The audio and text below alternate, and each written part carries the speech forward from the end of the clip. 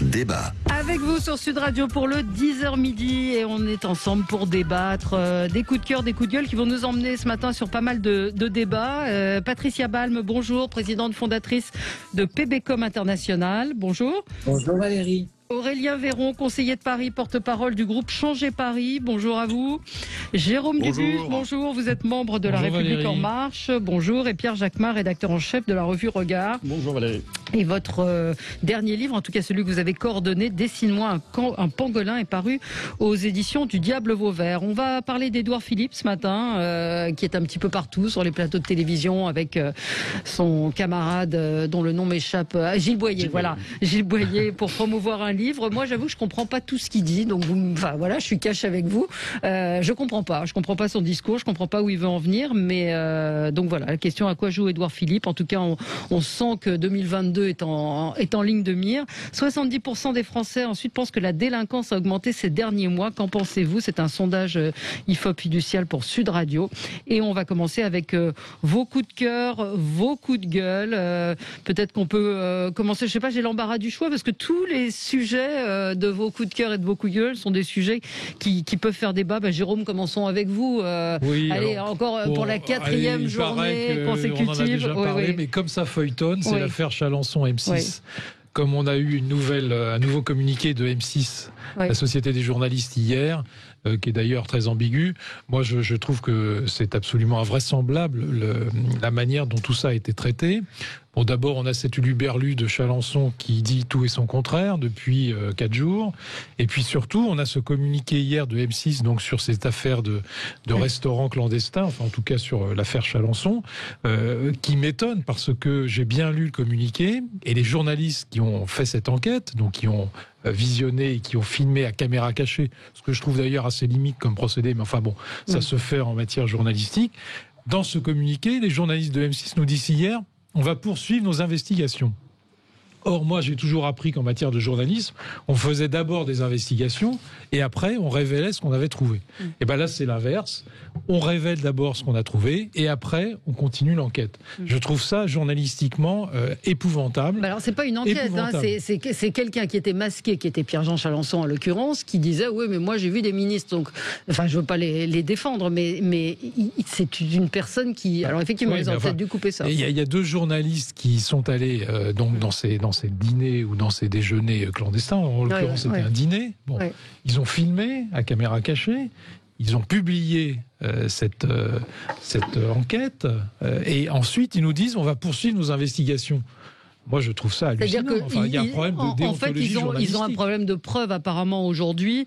Hier soir, Cyril Hanouna a invité un serveur sur son plateau que moi j'ai trouvé particulièrement léger, c'est-à-dire n'ayant reconnu vraiment personne. Cyril Hanouna l'a dit, tweeté en disant: on lui a montré le trombinoscope. J'imagine la scène après l'émission du gouvernement. C'était un homme à cheveux gris. Il n'a pas retrouvé qui c'était. Franck Riester, dont le nom circulait, est obligé de se justifier. Ah oui, mais tout ça est absolument hallucinant. Ça feuilletonne depuis 4 jours, ça fait la une de toutes les chaînes d'infos.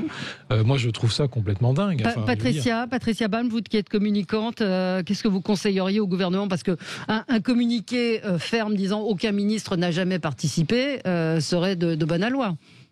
Oui, mais c'est très délicat, ne sachant pas si justement... Alors, ils avaient parlé au départ de plusieurs ministres. Ils se sont rétractés en disant il y avait un ministre. Hier soir, il a été dit qu'il y avait un ministre. Je pense que le gouvernement ne doit pas communiquer sur cette affaire. C'est mon point de vue de communicante, pour la raison suivante. Tant que les faits ne sont pas avérés et que l'on ne sait pas, on ne rentre pas dans un sujet pareil qui, après tout, est mineur. Ce qui serait majeur, en revanche, ce serait la présence d'un ministre dans un dîner pareil. Et ça, ce serait assez grave. Mais je pense que pour l'instant, le gouvernement n'a pas communiquer sur ce sujet jusqu'à la fin d'une enquête pour savoir si réellement un ministre du gouvernement était présent ou non. Oui, alors il y a une enquête qui a été confiée au préfet de police allemand. Attendons l'enquête, mais arrêtons de feuilletonner sur cette affaire tous les jours. Ça passionne les gens et nous on a posé la question est-ce que c'est une affaire d'État? On a 80% des gens qui nous répondent oui. Et ça dit quand même quelque chose de notre pays sur la défiance et puis sur ces riches qui... Je suis d'accord vis-à-vis des élites, etc. C'est surtout surtout une question d'exemplarité à un moment où on demande aux Français les plus grandes restrictions et notamment de liberté d'aller et venir, d'aller dîner chez les uns et chez les autres quand c'est possible. Et c'est vrai que cette personne que je ne connaissais absolument pas, oui, ça, je me rends compte on découvre qu'il lui-même dit d'ailleurs, j'ai entendu dans une interview, toute la France me connaît, pardon, non, excusez-moi. Moi, je ne vous connaissais pas. Vous organisez des grands dîners, des dîners mondains visiblement. Vous connaissez la terre entière. Il assume à un moment donné publiquement dire qu'il connaît très bien Gabriel Attal. Le lendemain matin, Gabriel Attal dit qu'il ne le connaît pas. Enfin, tout ça est surréaliste. Et j'ai entendu en plus un autre discours hier de ce monsieur Chalençon qui expliquait que maintenant il organisait plus des dîners, mais lui-même allait à des dîners où il voyait des ministres. C'est ce qu'il dit dans le truc. Soit à un moment donné, il met tout sur la table, soit effectivement il arrête de feuilletonner. Mais on peut pas reprocher à une rédaction comme celle d'M6 d'avoir fait son travail et de vouloir poursuivre le travail parce qu'elle est mise en cause dans cette affaire. Parce qu'aujourd'hui, Chalençon n'a pas fait son travail, justement. Elle continue son travail. Elle n'est pas en capacité de révéler les noms de qui sont les personnes qui étaient dans ces. Mais vous vous rendez compte de ce dont on est en train de débattre alors qu'on est en pleine crise sanitaire. Absolument. Et que c'est un sujet effectivement parce que les Français sont choqués, non pas que des ministres aillent dîner dans des dîners mondains, mais que des dîners puissent avoir lieu, qui puissent avoir lieu. Et je regrette moi-même d'avoir abordé ce sujet, mais ça m'énerve tellement que. Mais des dîners qui ont lieu et qui étaient encore une fois promotionnés sur Instagram. Il y avait en toute impunité les menus qui étaient affichés. Aurélien Véron, un mot, et puis on va changer de sujet, effectivement. Oui, c'est un sujet qui révèle une grande lassitude des Français. Ça fait plus d'un an que des mesures très restrictives de nos libertés sont imposées à tous. Les Français sont plutôt dans l'ensemble responsables et respectent, même si on a des poches de rébellion ici ou là. Et donc l'exemplarité est attendue. Je ne pense pas que ce soit un sujet majeur, mais ça révèle cette attente. On nous interdit beaucoup de choses sans débat public, sans débat parlementaire. En contrepartie, nous attendons de l'exécutif qui pilote nos vies au quotidien de respecter ces règles qui doivent s'appliquer à tous. Voilà, donc si une personnalité tombe, elle tombera, mais c'est pas un sujet majeur, c'est un sujet qui révèle un état d'esprit des Français quand même. Oui, et le fait que ça prenne à ce point-là, ça signifie quelque chose. Alors Aurélien Véron, vous êtes, on l'a dit, de porte-parole du groupe Changer Paris, donc c'est un sujet parisien qui vous anime ce matin. C'est un sujet parisien, mais qui amuse le monde entier, puisque la presse en parle en Corée, en Australie, au Japon, en Chine, aux États-Unis, avec le New York Post hier soir. Il s'agit du hashtag Saccage Paris. Hashtag qui dure depuis plusieurs semaines maintenant, qui commence à s'ancrer dans la mentalité des Parisiens. Je suis surpris par les commentaires de la gauche qui disent c'est piloté par la droite. Moi, je peux vous dire que le noyau dur qui a lancé cette opération n'est ni de droite ni de gauche. Je ne les connais pas personnellement et je connais depuis plusieurs mois leur activisme pour l'esthétique parisienne. Ce sont des personnalités très indépendantes, très autonomes, qui refusent d'être instrumentalisées et je les admire beaucoup. Je tiens à signaler que parmi ces initiatives, il y a une concertation sur l'esthétique de Paris, car ce hashtag qui a déjà été longuement débattu dans la presse, dans Le Monde, sur votre antenne et ailleurs, ce hashtag concerne non pas seulement la propreté de Paris, mais l'esthétique de Paris, le visage de Paris. Et le visage de Paris, c'est le visage que le monde entier vient chercher. Anne Hidalgo a brutalisé ce visage pour mettre des bancs en cagettes recyclées, en bois de travers, des morceaux de granit mal taillés, des pissotoires avec des urinoirs solaires qui ne marchent pas d'ailleurs. Donc, on a un travestissement de Paris qui choque beaucoup les Parisiens, de gauche comme de droite. Et ce hashtag s'est traduit par une sorte de communauté assez joyeuse malgré tout, qui, de manière sarcastique, critique beaucoup Anne Hidalgo et sa politique d'esthétique. Je termine sur une initiative qui conclut ce hashtag Saccage Paris, c'est une concertation pour renouveler l'esthétique parisienne. Anne Hidalgo a lancé ce chantier en appelant les Parisiens à s'exprimer sur un faux sondage, une fausse concertation à son habitude, où en fait on doit choisir entre la pissotière solaire ou la pissotière à pompe manuelle. Mais en gros, il n'y a aucun choix. Et Quentin Duvernois sur Twitter a lancé sa propre concertation auprès des Parisiens. Il a reçu 4 fois plus de résultats des Parisiens que Anne Hidalgo elle-même. Comme quoi les initiatives populaires, la démocratie directe, ça marche. Et pour les 150 ans de la commune, peut-être qu'Anne Hidalgo devrait se préparer à une mini-commune parisienne. Alors, moi, je ne peux que soutenir Aurélien Véron parce que je dénonce, en tant que Parisienne en colère, je dénonce les méfaits d'Anne Hidalgo sur la capitale, tant sur le plan esthétique que sanitaire, parce que les poubelles amoncelées, etc. Je suis allée récemment dans le 20e arrondissement pour des obsèques, je n'y étais pas allée depuis longtemps. Ce que j'ai vu est tellement lamentable, les arbres coupés, des espèces de végétalisation minable, des plantes qu'on n'aurait même pas chez soi. Elle a détruit la capitale, mais pire que cela, elle elle a empêché des commerces de pouvoir travailler normalement, notamment rue de Rivoli. Les commerçants ferment les uns après les autres. Et au-delà du Covid, c'est une catastrophe commerciale, financière. Voilà des propos très mesurés. Et si vous voulez, la capitale. pour compléter ce que dit Patricia, comme Anne Hidalgo est très souvent en campagne en ce moment et dans les régions de France, malgré le confinement, pour faire sa campagne en vue de 2022, en tant que Parisien, j'aurais envie de vous dire, prenez-la. Élisez-la en 2022 parce que on va la débarrasser de Paris. Mais en tant que citoyen, en tant que Français, je vais vous dire une chose pour l'intérêt général. Je ne sais pas si c'est de ce que vous dites, ce ne serait pas l'intérêt général. Allez, on doit s'interrompre parce que c'est l'heure du journal et qu'à 11h, c'est le journal. Mais je vous donnerai la parole à tous les deux en plateau, Jérôme Dubus et Pierre Jacquemin, parce que vous voulez réagir sur ce sujet. À tout de suite. Avec vous sur Sud Radio pour le 10h midi, nous commentons l'actualité avec Patricia Balme, communicante, présidente fondatrice de PBcom International, Aurélien Véron, conseiller de Paris, porte-parole du groupe Changer Paris, Jérôme Dubus, membre de La République En Marche, et Pierre Jacquemin, rédacteur en chef de la revue Regard et coordinateur du livre Dessine-moi un pangolin, paru aux éditions du Diable Vauvert. On va parler d'Édouard Philippe, on va parler de ce sondage autour de la délinquance, et vous vouliez réagir. Alors c'est un sujet parisien, certes, on a beaucoup d'auditeurs dans le sud-ouest, mais Anne Hidalgo... C'est vrai que c'est un sujet parisien, mais la manière dont est abordé le sujet en fait un sujet politique, de politique presque nationale. À chaque fois, j'entends monsieur Véron nous expliquer que c'est la faute d'Anne Hidalgo que Paris serait moche parce que esthétiquement laide, vous avez dit, je ne sais plus quel était le mot que vous avez utilisé, et puis elle serait sale. Bon...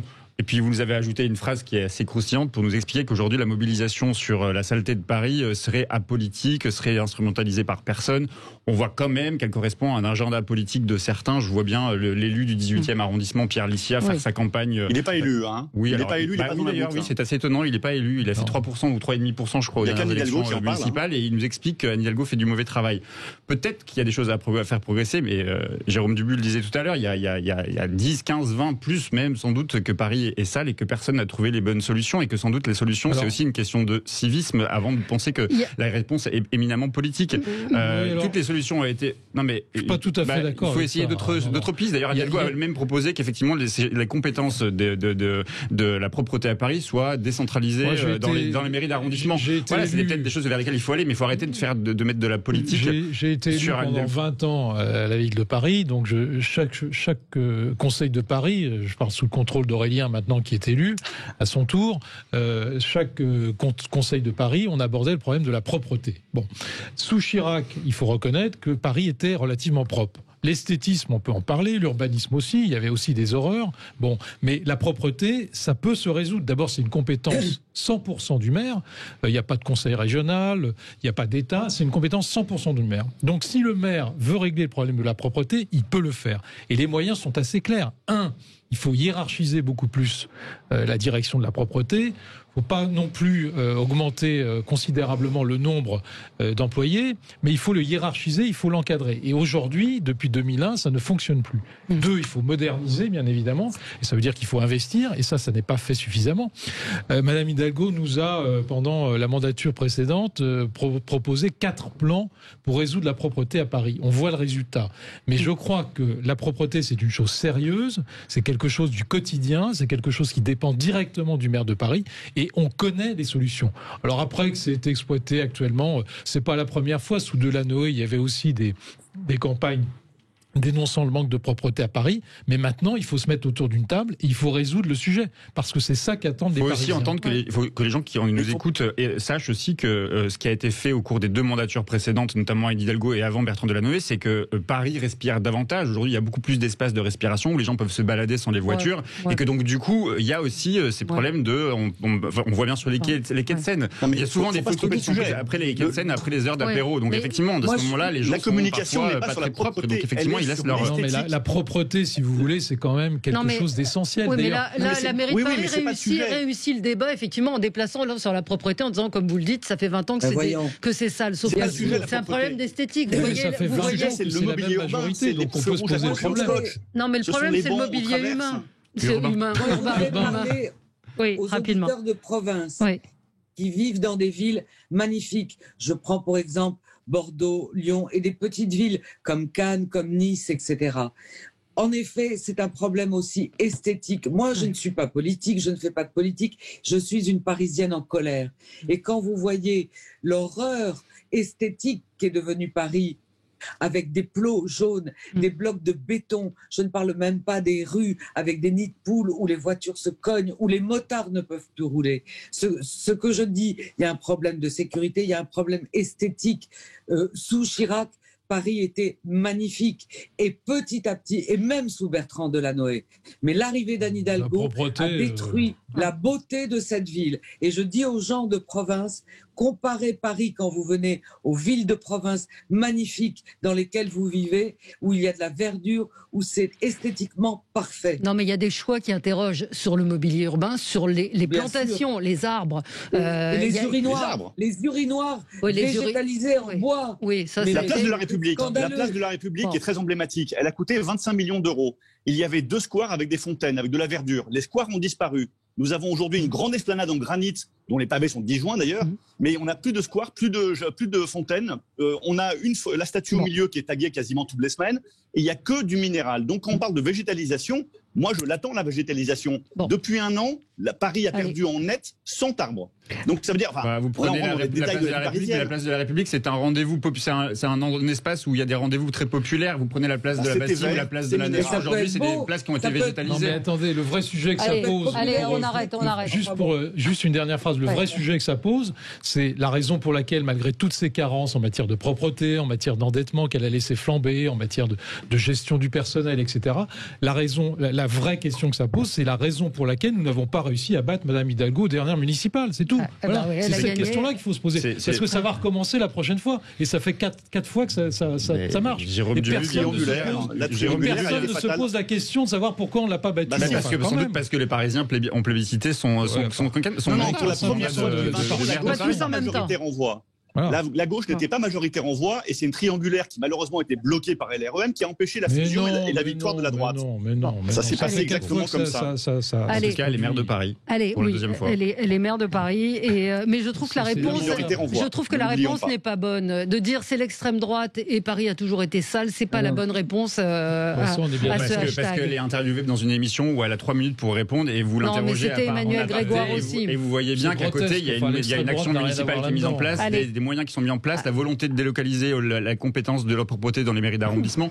Bon, il faut écouter l'intégralité du discours. Quand on la critique, on est d'extrême droite. On va parler de Madame van der Leyen à Ankara dans un instant, de votre coup de gueule également. J'en profite, il nous reste peu de temps.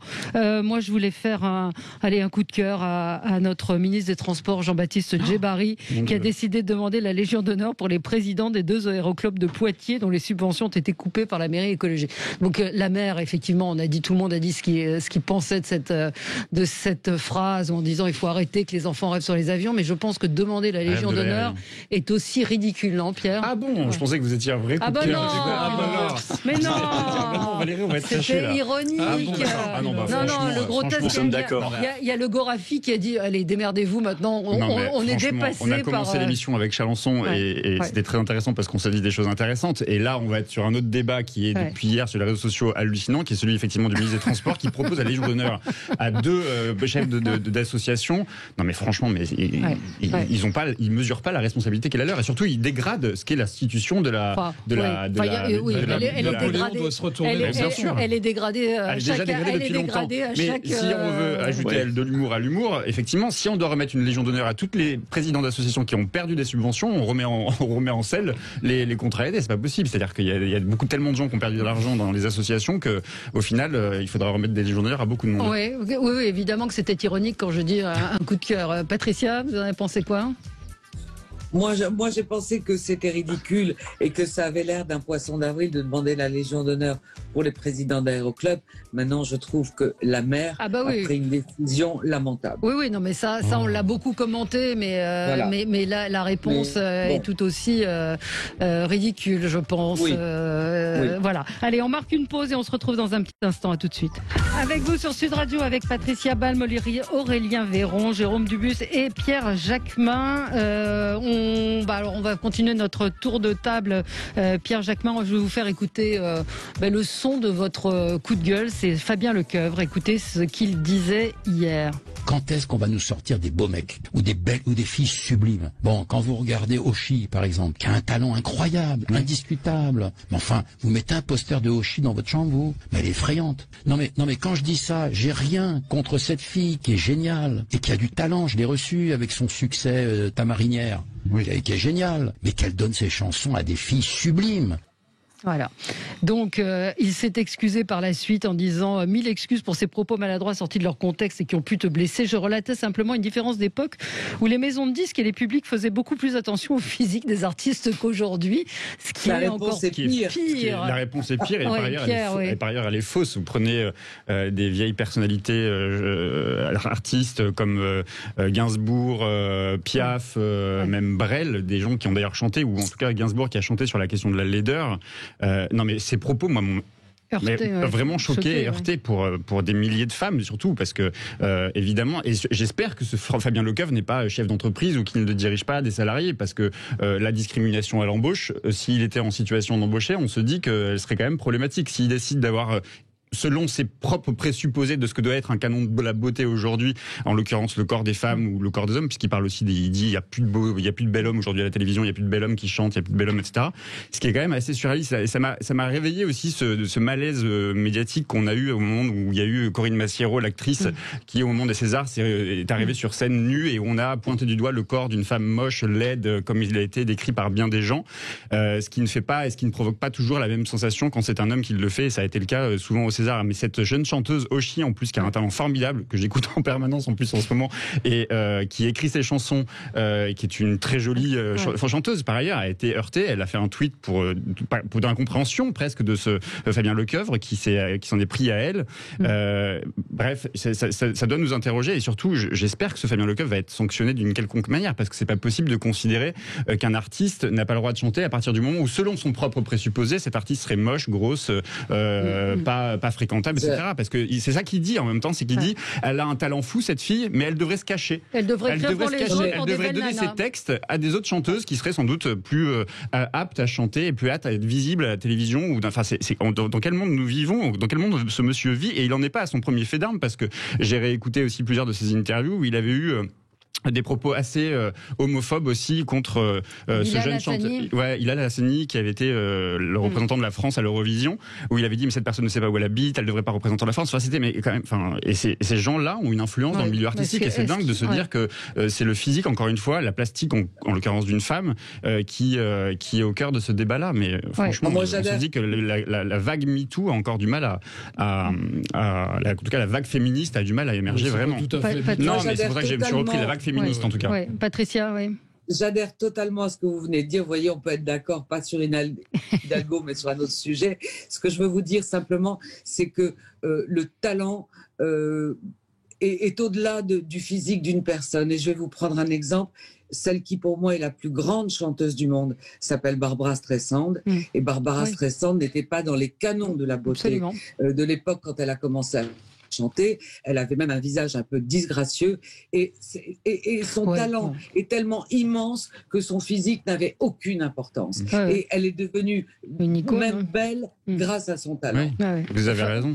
Aurélien, je veux juste rebondir, parce que c'est vrai que moi ça m'a fait penser à Céline Dion, qui n'était pas un canon de la beauté non plus, mais par des gens comme Fabien Lecoeuvre. Céline Dion, on l'a vu tous évoluer avec de la chirurgie esthétique pour devenir un standard qui devait être le modèle espéré, imaginé par la plupart des hommes. C'est assez lamentable, et il faut qu'il soit éventuellement, s'il y a des plaintes, il faut qu'il soit condamné, etc. Mais je trouve qu'on est quand même plus du tout dans les standards encadré et absolu des années 70-80. Moi, je trouve qu'on a beaucoup progressé. D'ailleurs, la laideur et la beauté, ça évolue. Les Rolling Stones, pour reprendre eux, au début des années 60, on les trouvait affreux. Et d'ailleurs, c'est ça qui nous attirait vers eux, parce que, justement, ils étaient un peu iconoclastes. Aujourd'hui, ils sont rentrés dans les standards. Ce sont des...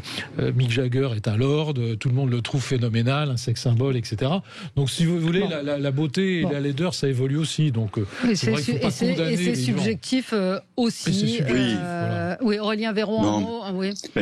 Évidemment que je suis heurté, comme tout le monde, par ce genre de propos. Même il y a 20 ans, c'était heurtant. Aujourd'hui, ça l'est encore plus parce que la prise de conscience est réelle parmi toute la jeune génération. C'est bien que ce genre de propos soit poursuivi. En même temps, ça reste de la connerie. Ouais. Ça reste de la connerie sexiste ou homophobe, qui est plus grave d'ailleurs, qui est dans une gravité tout aussi grave. Non mais le racisme, l'homophobie sont quand même dire quelqu'un est moche ou laid, c'est con. Dire quelqu'un parce qu'il est homosexuel ou parce qu'il est noir ou parce que me paraît plus grave.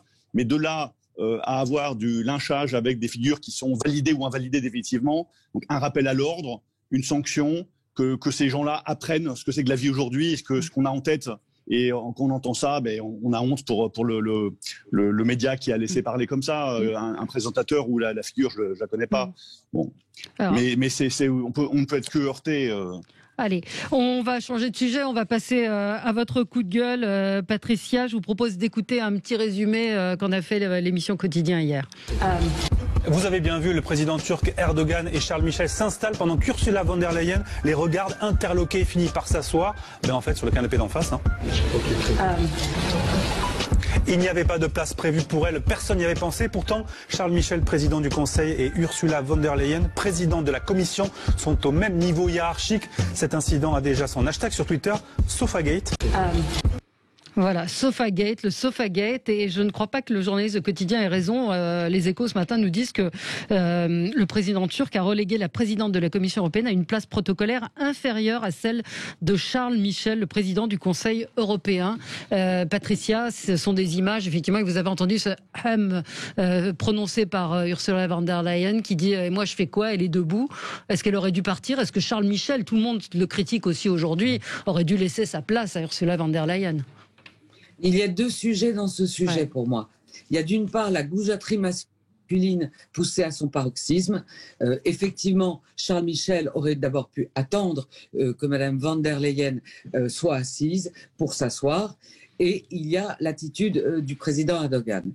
Ce qui s'est passé en fait, c'est que Charles Michel, lui, qui, on le sait, a de très mauvais rapport avec Ursula von der Leyen, n'en a eu que faire du protocole dans cette séquence internationale. Quant à Erdogan, on le sait, méprise l'Europe. Il est aujourd'hui, il s'est retiré en pleine nuit d'ailleurs de la Convention d'Istanbul sur les violences faites aux femmes, et il a expliqué en 2 mots que le sujet ne l'intéressait pas. Et en fait, qu'est-ce qui s'est passé ? Il a humilié une femme hier, il a humilié une femme qui a des fonctions, et il a bafoué l'Europe. Donc voilà tous les sujets en un. Ce que je dis simplement, c'est que effectivement Charles Michel aurait dû veiller à ce qu'Ursula von der Leyen ait une place à égalité avec la sienne. Et je pense qu'Ursula von der Leyen, son porte-parole, l'a dit, elle a voulu rester sur le fond. Pour privilégier le fond, mais enfin, dialogue, bien sûr. Mais elle aurait eu un courage fort, elle serait partie, elle se serait levée, elle serait partie. Parce que c'est au-delà. Oui, c'est au-delà de ça. C'est quand même tout le problème des femmes, de la place des femmes, dans cet islam politique. Ah oui, mais justement, mais bien sûr. Je partage ce que dit Patricia totalement. Moi, j'irais même plus loin, c'est-à-dire que vraisemblablement Erdogan l'a parfaitement organisé pour qu'il y ait des photos. Je rappelle qu'Erdogan en ce moment est en difficulté électorale puisqu'il y a des élections bientôt en Turquie et que visiblement son parti n'arriverait pas premier selon les sondages. Il faudra vérifier parce qu'il est champion du bourrage des urnes. Donc effectivement, ça peut changer le jour du scrutin, mais il est dans un contexte électoral extrêmement difficile. Donc il a voulu donner à ses partisans un certain nombre d'images, qui sont des images chocs, et Charles Michel est l'idiot utile, enfin excusez-moi de l'expression, mais il est l'idiot utile dans cette affaire. Il aurait dû claquer la porte immédiatement, il aurait dû partir, non seulement laisser sa place, ça va de soi, effectivement c'est une faute de politesse vis-à-vis de Madame von der Leyen, mais surtout une fois que tout le monde était assis, il aurait dû dire « moi, je pars. S'il n'y a pas un fauteuil pour Mme von der Leyen à côté de moi, je m'en vais. » C'est inadmissible qu'il soit resté. Et il a mis une journée pour s'excuser. Vous vous rendez compte ? Une journée pour faire un tweet et pour s'excuser. C'est quand même invraisemblable. Je voudrais juste aller un peu plus loin. Et je dirais que plus profondément, il est temps de se poser la question sur le processus de l'entrée de la Turquie dans l'Union européenne. Et je pense qu'il faut vraiment interrompre ce processus. Je veux dire, la Turquie d'Erdogan, et ce n'est pas la Turquie qui est visée dans mes propos, mais le président de la Turquie. Et je pense qu'Erdogan n'a pas sa place dans le concert des nations européennes. Il est toujours dans l'OTAN, hein. Personne ne dit rien. Hein. Oui. Mais là, c'est le gros enjeu. Aurélien Véron, parce qu'il faut rappeler quand même que Erdogan, la semaine dernière, a fait sortir son pays de l'accord international d'Istanbul contre les violences faites aux femmes. Il y a quand même de la misogynie, une sorte d'islamisme radical politique qui est là, et ça en dit long, je pense, sur l'état de la démocratie, enfin de l'Union européenne. Aurélien Véron. Oui, mais ça en dit long. Absolument. Ça en dit long aussi sur la faiblesse de l'Union européenne par rapport à la Turquie. Et cette Europe à 25 est un ratage. Autant l'Europe des 9 était une Europe intéressante, mais là c'est un ratage. Alors, le vrai sujet, c'est qu'effectivement, Erdogan est en position de faiblesse et que donc, comme tout dictateur en position de faiblesse, il joue sur les registres nationalistes et religieux, car aujourd'hui, le prosélytisme des frères musulmans est largement financé par Erdogan. Deuxièmement, il a déjà menacé très récemment les intérêts grecs en envoyant des navires militaires dans les eaux territoriales de la Grèce, membre de l'Union européenne. Le seul pays qui a réagi, c'est la France, parce que l'Allemagne est très empêtrée dans sa population turque, qui a d'ailleurs voté très largement Erdogan aux dernières élections, donc une population turque très orthodoxe, et donc l'Allemagne n'a pas réagi. Et je pense que là, Erdogan a voulu montrer que l'Europe est faible. Et la réaction de von der Leyen et de Charles Michel ont confirmé que l'Europe est faible et que le seul pour l'instant qui a eu la fermeté vis-à-vis de la Turquie, et je ne suis pas macroniste, c'est Emmanuel Macron qui a soutenu la Grèce et qui a marqué que l'Union européenne s'arrêtait aux frontières de la Grèce vis-à-vis de la Turquie. La Turquie qui lui devient aussi a été insulté par Erdogan, je rappelle. Absolument. Et la Turquie, qui pourtant, les Turcs sont encore une fois très proches de nous, on en connaît beaucoup. On sait qu'Ankara et Istanbul ont déjà désavoué Erdogan dans les dernières élections municipales et qu'une claque attend Erdogan peut-être au prochain scrutin national. En tout cas, il s'agit bien d'Erdogan. L'Union européenne doit affirmer sa fermeté vis-à-vis d'Erdogan aujourd'hui. Avec Frontex et les frontières, puisque la menace d'Erdogan, c'est pas seulement la soft power, ce financement d'islamistes frères musulmans en France et en Europe, mais surtout en France, le financement des loups gris, qui, rappelez-vous, on nous a montré des images à Dijon et ailleurs épouvantables de chasse aux Arméniens dans les rues de Ville-de-France. Mais c'est aussi Erdogan qui menace la Grèce, qui menace nos intérêts territoriaux pour affermir son pouvoir. Donc je crois que c'est le moment où il ne faut pas lâcher, ce moment où il faut à la fois établir un dialogue, c'est ce que voulait faire Mme von der Leyen, et en même temps afficher la fermeté et la cohésion européenne. Oui, alors on va marquer une petite pause et je vous donne la parole après Pierre Jacquemin sur ce sujet important. À tout de suite. On est ensemble sur Sud Radio jusqu'à midi. Nous parlons donc de ce Sofagate. Angela, non c'est pas Angela, Ursula von der Leyen. J'étais en train de lire des tweets qui a été reléguée sur le sofa, n'avait pas de place aux côtés du président Erdogan. Alors Pierre Jacquemin, vous vouliez évidemment réagir. Parce que parfois il y a des images qui sont plus fortes que des paroles ou même des décisions politiques, et cette image-là est, je trouve, désastreuse. On entend la majorité, il y a eu beaucoup de débats sur la complaisance avec les islamistes, avec l'islam politique, notamment sur une partie de la gauche. Là, on a un haut responsable de l'Union européenne, le président du Conseil de l'Europe, qui décide de ne pas de jouer le jeu, en fait, qui est, ou en tout cas, qui lui est imposé par le président turc. Oui, exactement. En fait, il y a un piège qui lui a été tendu. Il a décidé de jouer le jeu que Erdogan voulait lui faire jouer. Et je trouve qu'au-delà du fait qu'il s'est décrédibilisé en tant que responsable politique et haut fonctionnaire de l'Union européenne, il est même même plus aujourd'hui question que ce monsieur soit responsable. C'est-à-dire que je trouve qu'il a fait là un acte absolument irresponsable. Oui, mais il va rester. Il va rester. Je trouve que c'est pour ça que je disais que les images sont parfois plus fortes que des actes et des propos politiques. C'est que là, il a participé de l'humiliation de la présidente de la Commission européenne, et que je pense que comme la Turquie va rester dans l'OTAN, comme les soldats, un certain nombre de milices armées, on parle souvent de compromission, mais là, sont toujours en Libye et on ne fait rien. L'OTAN s'étiole et une défense européenne est au balbutiement, mais commence un petit peu à prendre forme. Non, mais on ne fait rien.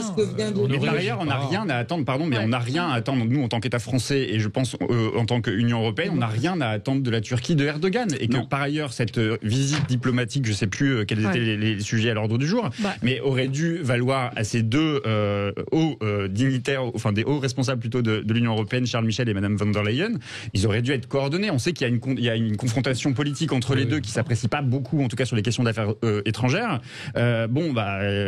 en l'occurrence, je pense que c'est un échec de la stratégie, encore une fois, de l'Union européenne et une victoire de Erdogan. C'était un voyage qui devait réchauffer les relations diplomatiques, donc c'est raté, effectivement. Patricia Balm. Je voudrais juste ajouter une chose à ce que vient de dire Pierre Jacquemin, c'est qu'en fait, en termes de hiérarchie de leurs fonctions, Ursula von der Leyen, qui est présidente de la Commission européenne, et Charles Michel, qui est président du Conseil européen, sont tout à fait à égalité sur un positionnement hiérarchique. Je pense que Erdogan a traité Charles Michel et l'a mis en avant à dessein, et pour humilier une femme. C'est organisé. Les images montrent que par le passé, dans le même scénario, il y a les trois qui sont ensemble. Qu'on ne dise pas qu'on va faire preuve de fermeté, parce qu'on ne va rien faire. Moi, je vous le dis, on ne fera rien une fois de plus. Oui, c'est ça, c'est la question. Moi, Charles Michel était totalement discrédité. Charles Michel va rester en place. La Turquie va rester dans l'OTAN. Elle continue d'armer un certain nombre de gens en Libye et en Syrie, et on ne fait rien. Et puis ça arrange aussi l'Europe, parce que derrière cette accalmie, il y a un financement qui est de 6 milliards d'euros pour que la Turquie garde les migrants et ne les envoie pas en Europe. Il y a aussi c'est un des leviers de pouvoir, un des leviers de négociation. Alors, on a Jean-Paul en ligne qui voulait réagir. Bonjour Jean-Paul. Oui, bonjour à tous et bonjour à tous. On vous écoute. Voilà, je voulais simplement dire que je suis étonné de tout ce battage autour de cette situation. Alors qu'Erdogan ait manqué de respect à Madame von der Leyen et à l'Europe en général et tout ça, c'est pas le fait d'aujourd'hui. Macron a été insulté par cet homme. Il s'est attaqué à la Grèce d'une manière sournoise et autre. Comment dirais-je ? Il se fout complètement des pensées de l'Europe. Oui. Erdogan déroule son projet, il veut être réélu, c'est un islamiste pur et dur, et il agit en tant que tel. Il a le soutien d'une grande partie de son peuple, notamment qui se trouve en Europe, et il s'en sert. Le reste, pour moi, ce n'est que du blabla. Et c'est inutile, et tant que cette Europe sera faible à lui dérouler des tapis, et en se mettant à plat ventre devant lui, en se déplaçant, le problème sera le même. Il n'y a qu'à voir la mosquée de Strasbourg et ainsi de suite. Tous ces discours, honnêtement, me désolent, parce que pour moi, vu la faiblesse de l'Europe, de la France et des autres pays, ça ne sert à rien. Erdogan ne s'excusera de rien et il continuera à dérouler son projet, son dessein, et il finira par réussir. Voilà ce que je voulais vous dire. Merci Jean-Paul. Merci Jean-Paul de cette intervention. Mais la vraie question, c'est que va-t-il se passer au-delà de l'indignation et de dire c'est inadmissible. Écoutez, dans un autre registre, Poutine vient de nous annoncer. Alors, parfois ils sont alliés, parfois ils sont adversaires avec Erdogan, mais Poutine vient de nous annoncer qu'il va réformer la constitution russe pour être élu, tenez-vous bien, jusqu'en 2036. Jusqu'en 2036. Est-ce que l'Europe a réagi ? Rien entendu. Non. Hallucinant. Oui. Non, mais c'est Patricia Balm, pas de réaction. Il y aura rien. Il y aura pas d'excuses et ça ne changera rien. Et c'est quelque chose. C'est un mouvement profond. Il n'y aura pas d'excuses, bien entendu. Et de toute façon, Erdogan a envoyé un camouflet à l'Europe, en disant, ben voilà, chez moi, je suis le maître, je fais ce que je veux et vous connaissez la suite. Et aujourd'hui, il se sent le maître d'une partie de l'Europe. Pourquoi ? Parce qu'il tient l'Europe. Quand on voit un acte comme hier, Erdogan est triomphant sur le sujet. Madame von der Leyen s'assoit finalement mollement sur un canapé et Monsieur Charles Michel s'assoit à ses côtés. Donc tous ces gens cautionnent l'attitude d'Erdogan, qui humilie en permanence l'Europe, qui a humilié le président français. Et personne ne dit rien. Donc il se sent le maître de cette partie de l'Europe. L'Europe, c'est compliqué. Hein. Une des grandes carences de l'Europe, c'est la politique étrangère. Les intérêts des Allemands, des Italiens, des Français ne sont pas les mêmes vis-à-vis de la Russie, vis-à-vis de la Turquie. On a parlé des Turcs tout à l'heure, des citoyens allemands qui sont originaires de Turquie, qui sont très orthodoxes. Donc, on est divisé. Et c'est une faiblesse qu'il faut prendre en compte. Je constate quand même que la défense européenne, il commence à y avoir des signes intéressants. Un avion en coopération entre Airbus et Dassault. Il y a des projets qui émergent et l'OTAN s'est marginalisée, notamment grâce à Trump, à qui on doit ce recul de l'OTAN dans les faits. Donc je suis plutôt, sans être très optimiste, je vois que l'Europe a pris conscience de cette grande carence. Malheureusement, cet épisode rappelle cette faiblesse de l'Europe.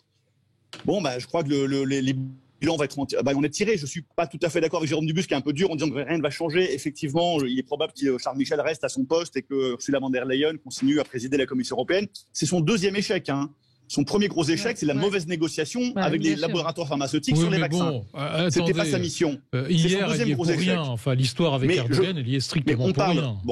Je crois que ces personnes ne sont pas les institutions ni la culture européenne, et je crois quand même que l'Europe a pris une orientation un peu plus renforcée pour arriver dans quelques années à un peu plus de bon sens d'abord, et puis de sens commun à tous sur la politique étrangère. Donc voilà, on est en train d'apprendre. Et bien cette étape a été une leçon cuisante face à un État qui nous menace. Jérôme Dubus, quand vous dites que Ursula von der Leyen n'y est pour rien et dans l'attitude d'Erdogan, je suis tout à fait d'accord avec vous. En revanche, elle aurait fait un acte majeur et fondateur en ne s'asseyant pas et en quittant cette salle. Et là, elle aurait montré aussi que finalement, les dirigeants de l'Europe sont forts et qu'ils ne s'en laissent pas compter. Oui, mais Patricia, vous avez vu récemment des dirigeants quitter une réunion ou un rendez-vous parce qu'ils étaient humiliés. Parce qu'ils étaient humiliés. Vous avez des noms à me citer. Moi, je n'ai rien, strictement rien. Et l'Europe est d'une insigne faiblesse depuis des années. Oui, mais le courage politique, c'est de savoir dire non aussi. Oui, je suis d'accord. Je vous rappelle. Le courage en politique, c'est quand même une vertu. Alors, je veux bien que Trump ait affaibli l'OTAN. N'empêche que quand Erdogan a fait un certain nombre de déclarations fracassantes contre Emmanuel Macron, les Américains nous ont dit « Ouh là là, non, surtout pas, on ne va pas vous défendre parce que nous, on a besoin de nos bases aériennes en Turquie. » Voilà où nous en sommes aujourd'hui. Mais les frégates françaises étaient en Grèce, et c'est elles qui ont chassé les Turcs des eaux grecques. Donc on a quand même su réagir quand il le fallait. Oui. C'est important. Allez, petite pause. Je précise quand même qu'ils ont le même rang. Il y a un débat sur le rang protocolaire, parce qu'apparemment, quand à l'étranger, j'ai lu ça, en tout cas c'est ce que disent les proches de Charles Michel, c'est que à l'étranger, le président du Conseil européen serait sur un rang au-dessus.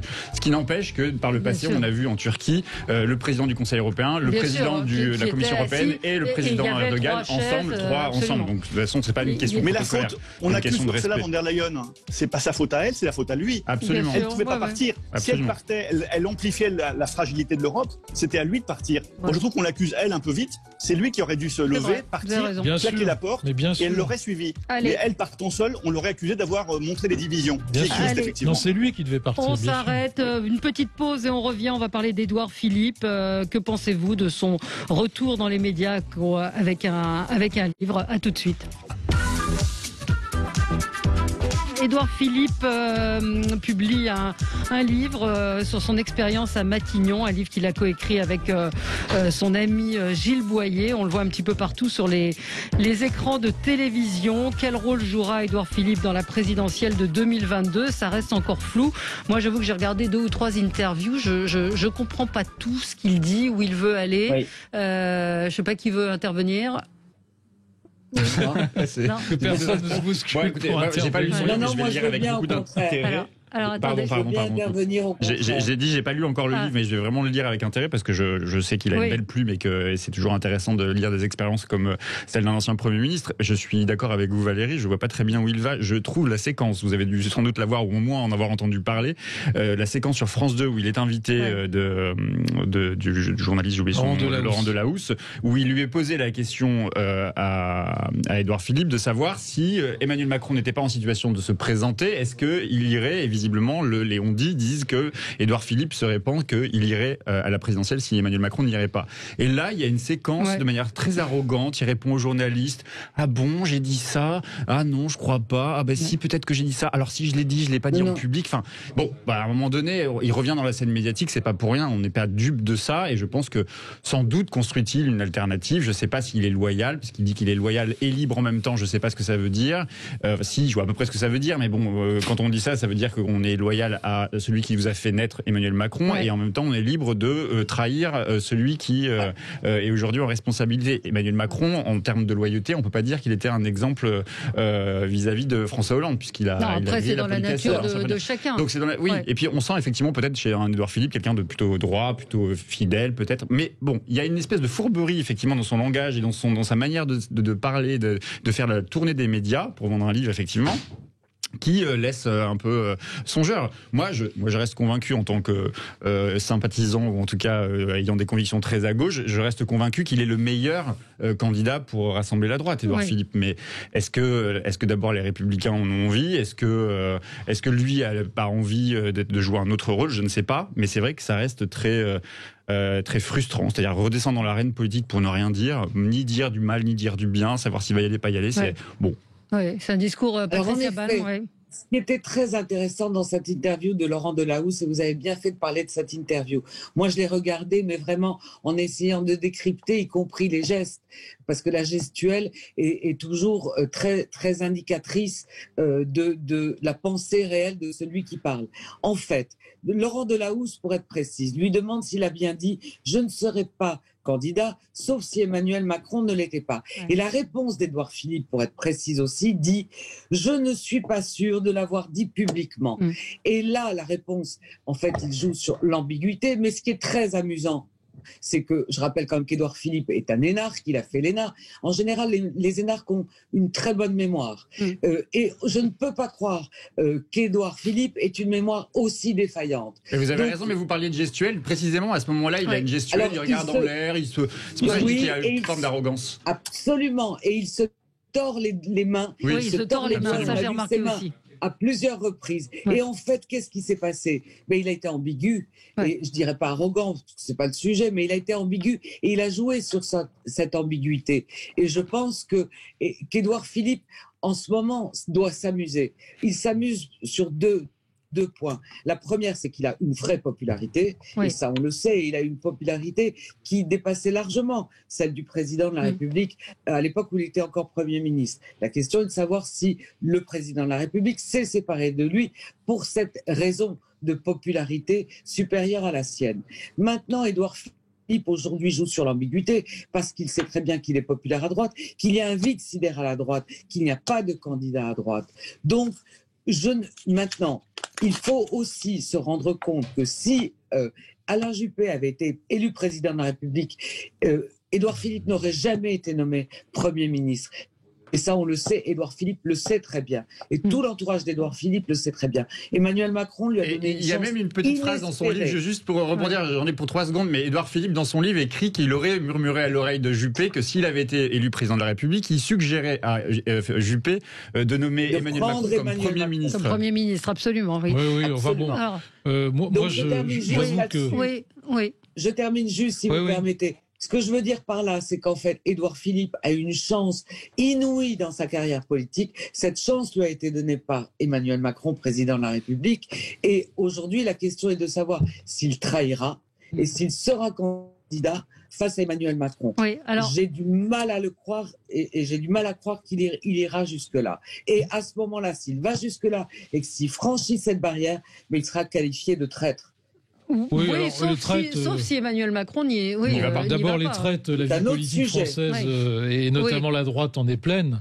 On va pas faire l'histoire des anciennes candidatures de Balladur, etc. Où tout le monde s'est traité de traite. Donc traite, c'est un qualificatif à un moment donné, puis finalement en politique, ça n'existe pas. Oui, bon, chacun réagit en fonction de ses intérêts et de la conjoncture telle qu'elle évolue. Donc, sur l'exercice qu'est en train de faire Édouard Philippe, c'est-à-dire que c'est un homme qui a une certaine crédibilité, qui a une popularité, et là, ce discours qu'il tient aujourd'hui brouille un petit peu. Moi, je connais bien Édouard Philippe. Il a été je trouve un bon Premier ministre dans des conditions assez difficiles.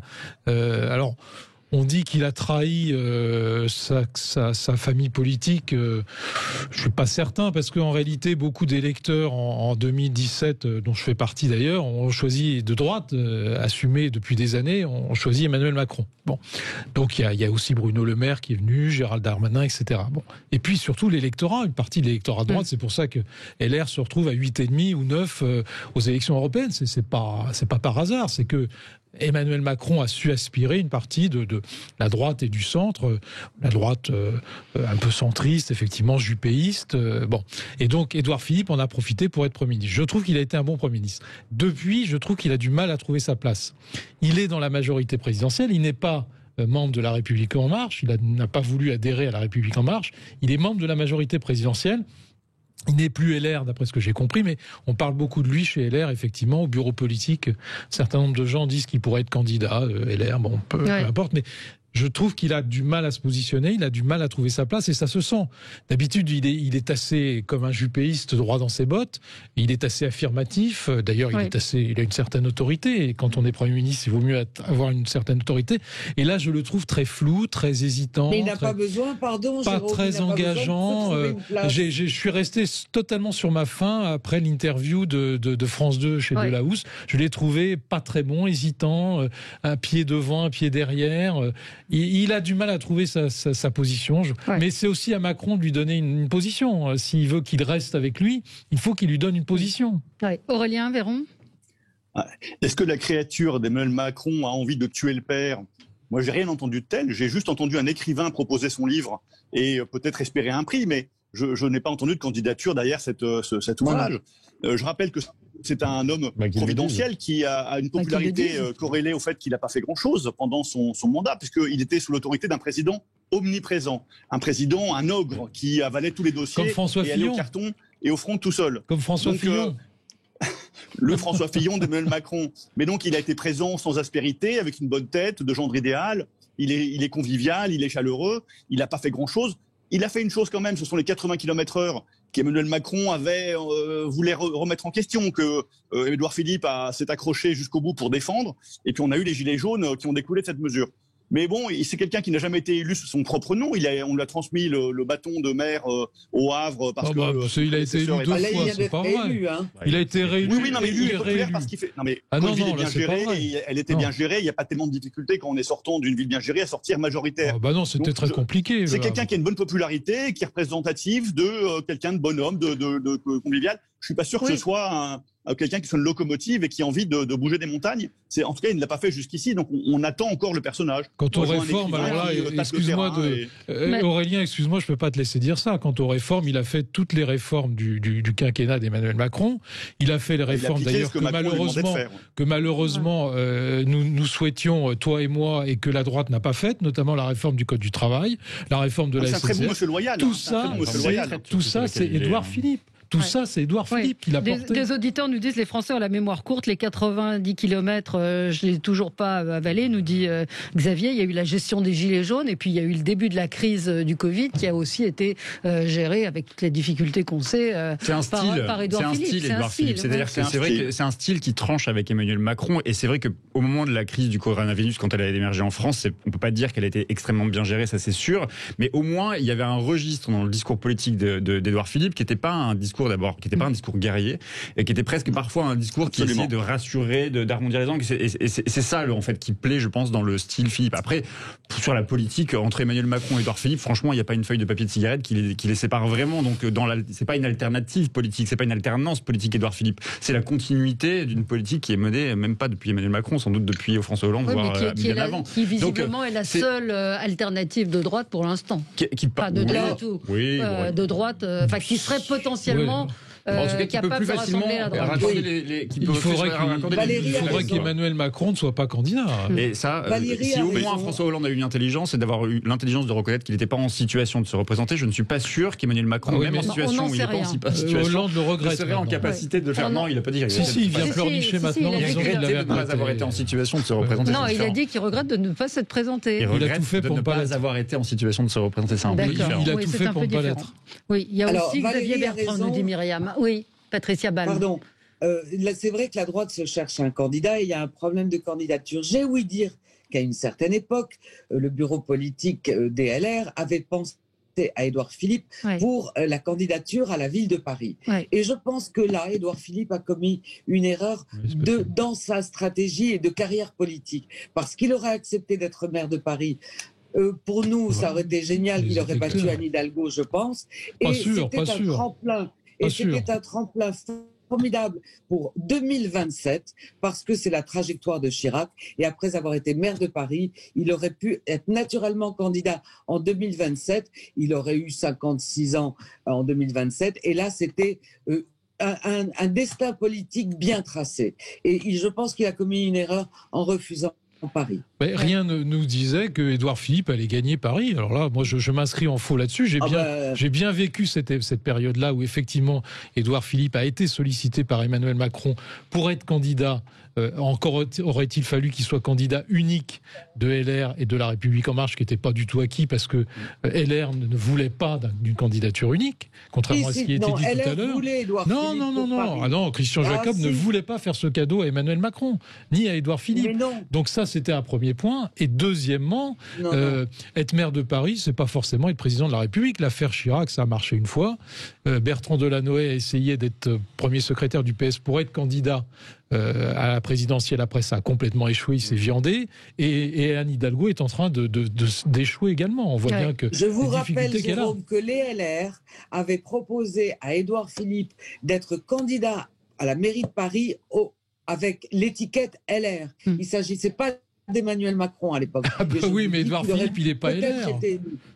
Mais attendez, il n'est pas LR. Il a été récupéré par Emmanuel Macron, il n'était pas En Marche non plus. Donc c'était pas un problème d'accepter de représenter les LR. En tout cas, on voit qu'il fallait l'union des électeurs. Pour rebondir sur ce que Valérie disait au tout début, on voit quand même qu'effectivement, il s'amuse, Édouard Philippe. Il s'amuse parce que ses sorties, effectivement, font un peu trembler la Macronie, parce qu'on se dit peut-être qu'il a un agenda qu'on ne connaît pas et qui va nous tomber dessus du jour au lendemain et qui risque de nous poser problème. Et puis, ça fatigue aussi, et ça n'amuse pas, je pense, la famille de chez les Républicains, où on voit les uns et les autres commencer à sortir leurs envies, et à commencer par Xavier Bertrand, même s'il n'est pas chez les Républicains, ça ne doit pas l'amuser de voir qu'un Édouard Philippe, qui peut peut-être rassembler un peu plus, je pense, qu'un Xavier Bertrand, lui arriver en concurrence. Donc on sent ça chez lui, une espèce d'amusement dans ses interviews. J'ai entendu sur France Inter, sur France 2. Effectivement, il est dans une espèce on peut conclure avec cette phrase. J'ai été d'une très grande loyauté à l'égard du président de la République, mais je suis aussi d'une très grande liberté de ton et de pensée. Je dois m'en servir pour faire vivre un débat que je crois surtout qu'il a une liberté indispensable, qu'il a une liberté absolument. On attend sa déclaration de Rome. On peut pas dire qu'il était très élogieux sur Castex. On peut pas dire qu'il était très élogieux. D'ailleurs, dans son livre, je disais qu'il avait dit qu'il avait suggéré à Juppé de nommer Macron Premier ministre s'il avait été élu président de la République, et il suggérait que Jean Castex soit le secrétaire général de l'Élysée. C'est vous dire s'il a eu beaucoup d'estime, mais il avait beaucoup d'ambition pour le personnage. Oui, mais c'est un poste très important. Secrétaire général de l'Élysée. Bien sûr, mais c'est sans doute la place où il aurait dû rester. Macron a été secrétaire général adjoint de l'Élysée sous Hollande. Il est devenu président de la République. Merci à tous les quatre. Très bonne journée sur Sud Radio.